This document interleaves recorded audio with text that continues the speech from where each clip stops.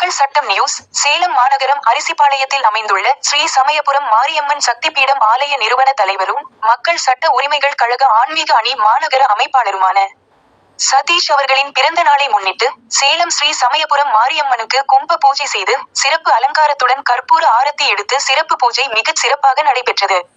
இந்நிகழ்ச்சியில் மக்கள் சட்ட உரிமைகள் கழகம் மக்கள் சேவை இயக்கத்தின் சார்பாக சேலம் மாவட்ட செயலாளர் ஆர்.வி. பாபு தலைமையில் ஸ்ரீ சமயபுரம் மாரியம்மன் சக்திபீடம் கோயில் உரிமையாளரும் மக்கள் சட்ட உரிமை கழக மாநகர ஆன்மீக அணி அமைப்பாளருமான சதீஷ் அவர்களுக்கு மேல தாளத்துடன் இசைகள் முழங்கு சால்வை அணிவித்தும் கேக் வெட்டியும் பிறந்தநாள் வாழ்த்துக்கள் தெரிவித்தனர்.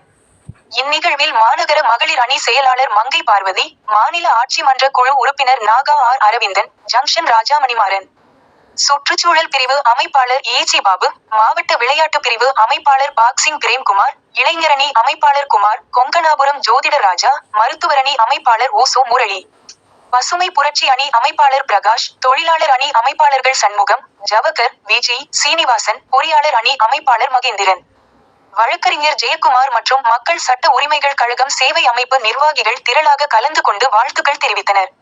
மேலும் இந்நிகழ்வில் சேலம் ஸ்ரீ சமயபுரம் மாரியம்மன் சக்திபீடம் நிறுவன தலைவருடன் சாமிநாதபுரம் ஜமுனா ராணி, சசி, கிஷோர், சூர்யா, சந்துரு, மேலும் குடும்பத்தினர், நண்பர்கள், ஆன்மீக பக்தர்கள், பொதுமக்கள் ஆகியோர் சதீஷின் பிறந்த நாள் விழாவில் கலந்து கொண்டு நண்பர்கள் கிரீடம் அணிவித்தும் பண மாலை அணிவித்தும் அன்பு பரிசுகள் வழங்கியும் சதீஷிற்கு கேக் ஊட்டிவிட்டு வாழ்த்துக்கள் தெரிவித்தும் ஆட்டம் பாட்டத்துடன் கொண்டாடி மகிழ்ந்தனர்.